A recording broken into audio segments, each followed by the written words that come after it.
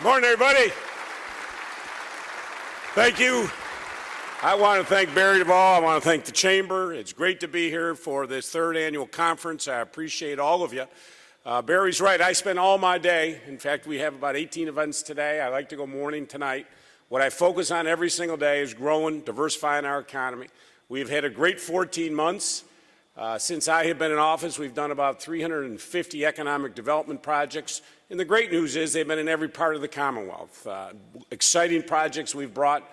I was the most traveled governor last year internationally. I went to China twice, Japan, Korea, Europe. We brought tremendous amount of business back from all over. We have done about $6.45 billion of direct investment. Not that I'm counting, but that is double any governor in the history of the Commonwealth of Virginia. And folks, I am just warming up. So we got a lot of more big projects lined up to bring in from around the globe. I'm about to embark on about 6 new trade missions. We just finished up a great General Assembly session. Everybody will be back tomorrow. I have a couple little vetoes, but nothing major that we can't handle. But it was a great session. I got everything I needed on economic development. That's why for the first time in about 2 decades, I signed a budget with no amendments, no line item vetoes. They got out a day early for the first time in many years, so it is a good collaboration working together, all of us trying to put Virginia first. But the key to that is energy. This is something I talk about constantly. You want to talk about jobs, economic development, it's all about energy. And this is something we have focused on. And Barry is right, with the Virginia Chamber and the League of Conservation of voters who came together. I guess it was, October we did that, and I unveiled my big energy plan. And I just want to announce we are really working hard to diversify, grow, bring new energy jobs to Virginia, and also deal with the sustainability issues that we have that I know so many of you in this room are involved in. I am grateful that you're giving me this opportunity to talk about my plan, outline the steps that we need to take together here in the Commonwealth of Virginia. My goal is to fuel Virginia with clean, abundant, and affordable Virginia energy. When I announced my plan last October, I stated that we needed to grow, strengthen, and diversify our economy. That is central to my strategic vision for the Commonwealth's energy policy. I listed 4 main areas that I unveiled last October. And in the 6 months since the release of this plan, we have made tremendous progress in moving Virginia forward. While we have a lot of work to do, I would like to highlight the momentum that we've gained in really very short time, in 6 months. The first thing I stated is we needed to diversify our economy by strategically growing the energy sector and investing in the energy sector. And I got to say the 2015 General Assembly session was a tremendous victory for clean energy and for the clean energy industry here in Virginia. What we were able to pass in this legislative session is unparalleled of what we have done in the past. One of my key energy initiatives was the creation of the Virginia Solar Energy Development Authority, which received bipartisan support in the legislature. This authority will be a hub for public-private partnerships, and it will facilitate industry growth through private investment to deploy solar generation throughout the Commonwealth. I also want to thank, I know Dominion is here, a deal that I negotiated directly with Tom Farrell. We're going to see Dominion invest $700 million in solar. So you think where Virginia has been in regards to solar and where we are today, folks. In the last 6 months, it has just been dramatic. I also signed legislation declaring the generation of 500 megawatts of solar energy to be in the public interest. In achieving this goal, we will increase the amount of solar generation in the Commonwealth by 2,400%. Well, we're also moving forward with offshore wind. This is something I've talked about for a very, very long time. I announced just last month that Virginia is the first state in the United States of America that received a federal wind energy research lease in federal waters. So where we had been very deficient as it relates to solar and offshore wind, we now have moved the front of the pack, and Virginia was the first state to announce that we have a federal lease, and we are beginning the deployment of 2 6-megawatt wind turbines out about 26 miles off the coast of Virginia Beach. We're also commissioned an in-depth study in that regard to assess the capability of our port assets, our coastal infrastructure, so that what I always talk about is when we build offshore wind, I want the turbines, I want the blades, I want the poles. That should all be manufactured here in the Commonwealth of Virginia. So this is the beginning of what I talk about as building the new energy manufacturing. I want Virginia to be the East Coast hub for that. We have all the assets. We do have the deepest port on the East Coast. As you know, when these gigantic post-Panamax ships come around next year, there is only one port they can go to on the East Coast. That's Virginia. Now, we're not going to have that luxury forever. As you know, New York is working hard. They can't go down. They're going up. They're raising the Bayonne Bridge in order to bring these big ships in, but that's about 3 or 4 years away. So we have a strategic asset that we need to really turbocharge our investments to move that forward. We need to be able to capitalize on these new industries to diversify it, and I do think we have made tremendous success in that regard. Just last month, I announced that a solar panel production facility was located in Greensville County, which is a big deal for us in an economically depressed part of the Commonwealth. We're creating 113 brand new jobs on solar manufacturing production, which is a big deal for all of us in the Commonwealth and just the first step that we'll take forward. In the second goal of my plan, I stated our need to innovate to reduce greenhouse gas emissions and lower energy consumption in the Commonwealth. Less than 2 weeks after releasing my plan, I signed Executive Order number 31. If I can't get some things done, the great thing about being governor, you get to sign executive orders, and it's pretty good, let me tell you.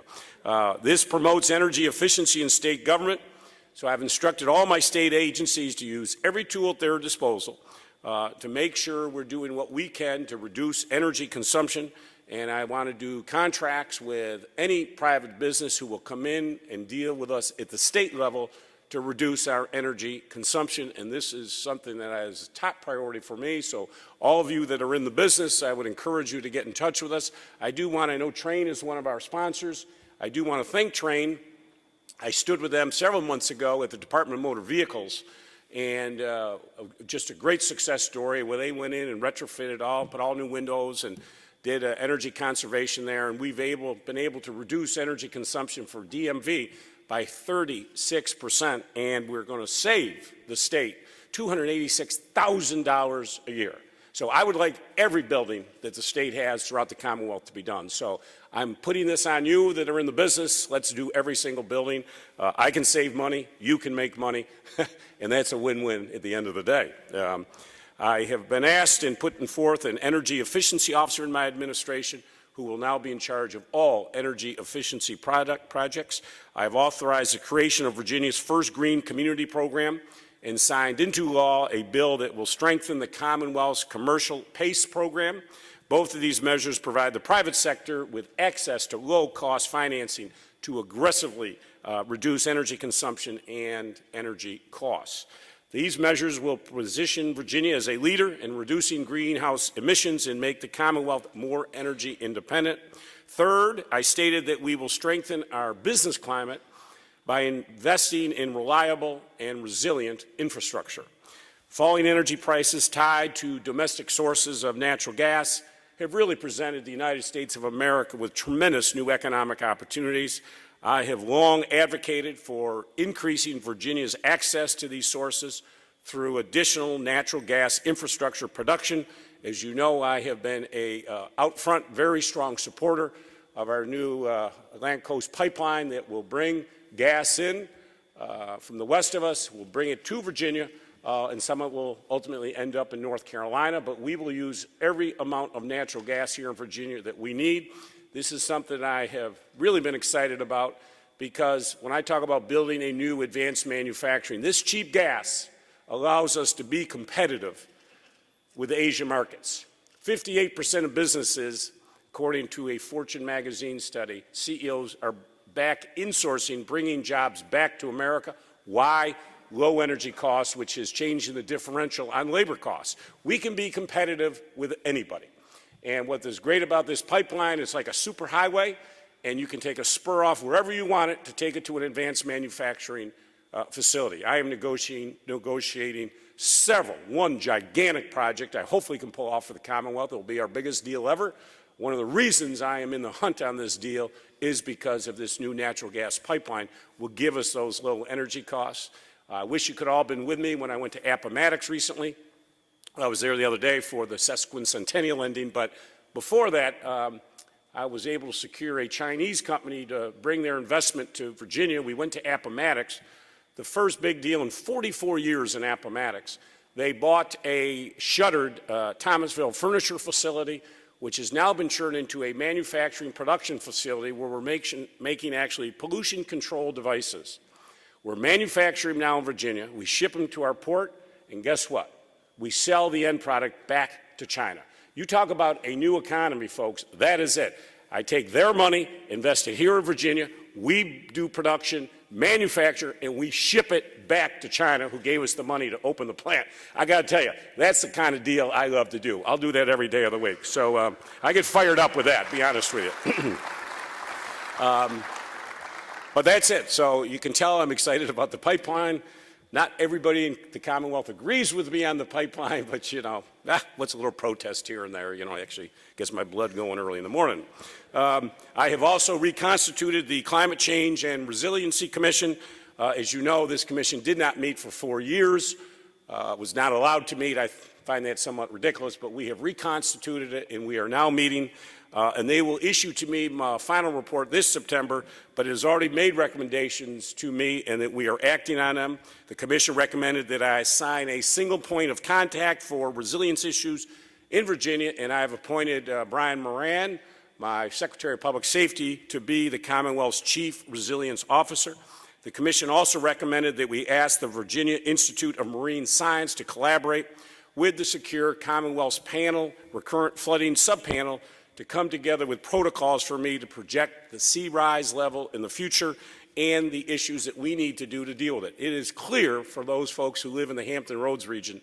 I have been there many times when you are there. I was recently there, and I was at Nauticus going to Dumars to do a proclamation. Mr. Dumar passed away, which is one of our landmark restaurants down there. It rained for about 45 minutes. I had Mayor Paul Frame in my car with me. Half the roads in Norfolk were shut down because of a 45-minute rain. Now, the issues we have is it's sinking a little bit, Hampton Roads. On top of that, the sea level is rising. This is a gigantic issue. This is something that we have to address. So I would encourage all of you to help us figure this out. I think tremendous economic issues are involved. We have the largest naval base in the world down there. This is something that we, who love this Commonwealth, need to understand that we need to tackle this issue, we need to get on this issue, and we need to deal with it immediately. So we're working very hard on that. Virginia is also pursuing funding from the Federal Department of Housing and Urban Development to support our efforts on our resilient coastal communities. We have now put together all of our dozens of different state agencies who are now actually applying for billions of dollars of federal grants that exist that, why, I don't know. For years, Virginia did not even fill out the form to apply. We are now aggressively going after these billions of dollars to bring them back to the Commonwealth to deal with this sea level rising. Let me be crystal clear, folks. If there is money in Washington, I want every single penny. I believe that there really is only one state in America. It is the Commonwealth of Virginia. I drive the people at the White House crazy. I tell the president, forget the other 49. We need it here. Sometimes he listens, sometimes he doesn't. But you want me to aggressively go after this funding because I cannot stress the importance of this sea level rise, and we've got to hit it hard. Fourth, I stated in my plan that we will prepare Virginia's workforce to drive the energy economy of the future. Obviously, this is so important, workforce development. As governor, the biggest challenge I have is workforce development. I think every governor deals with this issue. We just had a great legislative session to push Virginia forward on our workforce development. It was a total tangled mess of federal money and state money. Nobody knew how this money was being spent, so we now have a framework going forward on workforce development. But those jobs of the future, we got to make sure we have a pipeline. I tell Barry and others all the time, don't come in and talk to me about degrees. I think degrees, that's a nice. Talk to me about skill sets. As a father of 5, with one child just out of college, one about to get out, and another in college, getting out of college with a degree without a skill set and a lot of debt doesn't do me any good as governor. I need skill sets. I have jobs available today that I need to fill. I have 30,000 high-tech jobs in Northern Virginia that we need to fill. They are not going to wait for me to find workers for them. They will move to another state. So this is why we are at this at a very fast pace to take skill sets, match it with those jobs. But those energy jobs of the future, we should be a leader through our education system in building those skill sets. So we're working with the community colleges, our research laboratories, and all of our career technical training to really refocus how we do workforce development here in the Commonwealth of Virginia. And this past General Assembly, I introduced an omnibus workforce development bill that focused on accountability and transparency. We need to work together to get this done, and I do want to thank the Chamber, who has been with me every single step of the way on this. We've accomplished much in the energy sector in a very short period of time. We will continue to push very hard to achieve the recommendations that have come out of my energy panel. However, we must understand this all comes in the broader context of the federal energy regulations that are being put forth, specifically the proposed Clean Power Plan. Let me be clear, I've received a lot of press on this topic. I fully support the overreaching goal of the Clean Power Plan. I'm all for carbon emission reductions to combat climate change. I support that. Those are all very notable and important goals for us. But the recommendations that have been set out, I need as governor to make sure they're done in a way to protect our jobs, to protect our Commonwealth. That is my job as governor. And while I support the goal, I have stated my concerns very clearly that some of the regulations that were proposed last summer are not in the best interest of the Commonwealth of Virginia. So I have been very vocal with the EPA administrator. We've had very good substantive talks with the EPA administrator myself personally, and with the White House staff I have dealt with directly, because, you know, we have invested billions and billions of dollars in the Commonwealth on nuclear energy. Nuclear energy, as you know, has no carbon emission. We are about 41% nuclear in the Commonwealth of Virginia. We're about 30 gas, 30 coal, the rest a little bit renewable, growing with the renewables. But we should be rewarded for our investment in nuclear. As I say, 41%. The present plan does not give us credit for nuclear.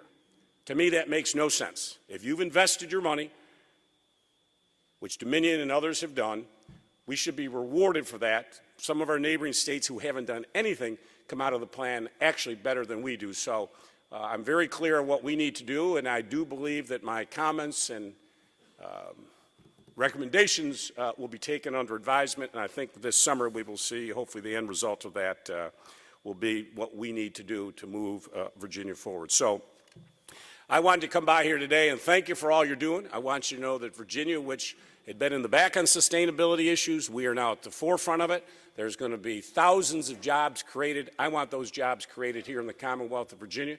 As Barry will tell you, my door is always open. Come in and see me anytime you want.